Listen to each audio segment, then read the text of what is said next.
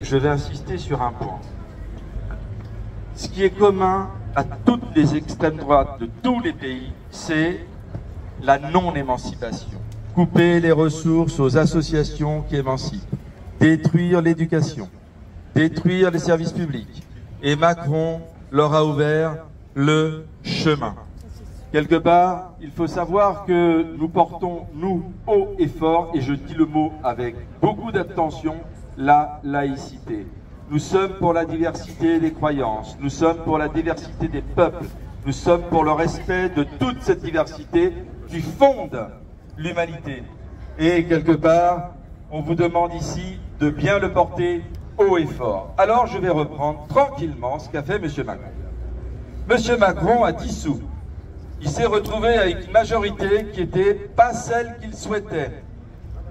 À l'Assemblée nationale, on nous a volé la présidence de l'Assemblée nationale avec 17 ministres qui ont pu voter pour Madame Yaël Braun-Pivet. Une honte! À partir de ce moment-là, chers camarades, nous n'étions plus en démocratie parce que la séparation des pouvoirs qui fondent une démocratie n'est plus respectée. En bref, la séparation des pouvoirs, c'est que le gouvernement, il va effectivement exécuter ce que les députés vont voter. Et à partir du moment où vous votez et vous exécutez, vous n'êtes plus en démocratie parce que vous décidez de ce que vous allez faire et vous vous adoubez vous-même. Donc on a un réel problème de démocratie qui a commencé le lendemain quasiment de l'élection. Ensuite, Lucie Castet n'a pas été effectivement nommée. Pourquoi? Parce que les horribles insoumis pervertissent vos esprits. Ils voudraient une politique de gauche, une gauche de rupture. Bah alors, il paraît qu'ils ne veulent pas une politique à la François Hollande. Et à partir de là, il fallait que les gens se séparent de la France insoumise, qu'ils nous tournent le dos, et merci à eux de ne pas l'avoir fait.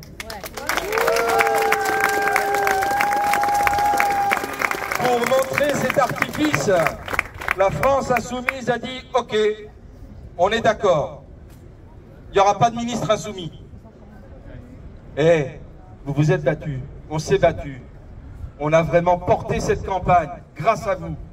Et on a accepté de s'effacer pour que le programme puisse être mis en œuvre. Et que s'est-il passé? Ah ben non, c'est pas les insoumis, hein, c'est le programme qui va pas. Et ouais, l'abrogation de la retraite à 64 ans, ils ne la voulaient pas, mais c'était de la faute des insoumis.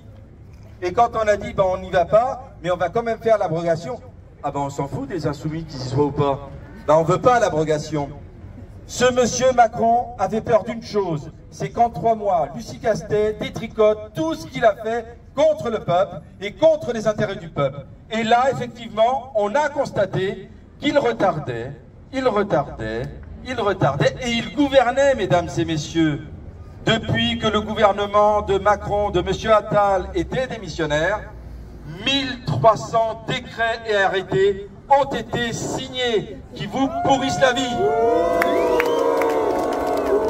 Et le pire, c'est que M. Attal a envoyé les lettres de cadrage du budget. Et là, quand même les journalistes qui sont aux ordres, avec les doigts sur la couture du pantalon, ils se sont dit, non, là, ça se voit.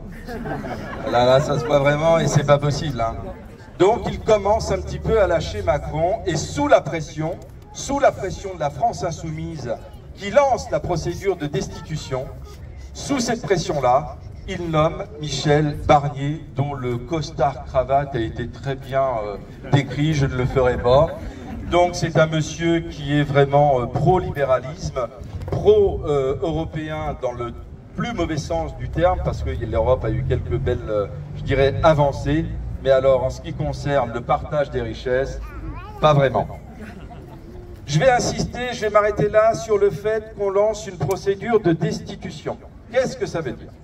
Ça veut dire qu'on considère que M. Macron, parce qu'il n'est plus le garant des institutions, parce qu'il n'a pas nommé à la tête du pays la force qui est arrivée en tête, il n'a pas respecté ce que font toutes les démocraties dans le monde.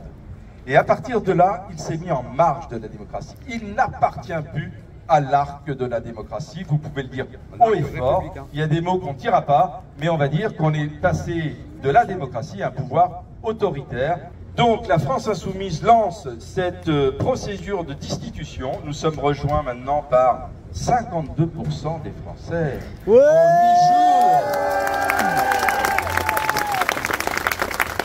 Et là, je vais les croire parce que c'est la tendance qui compte.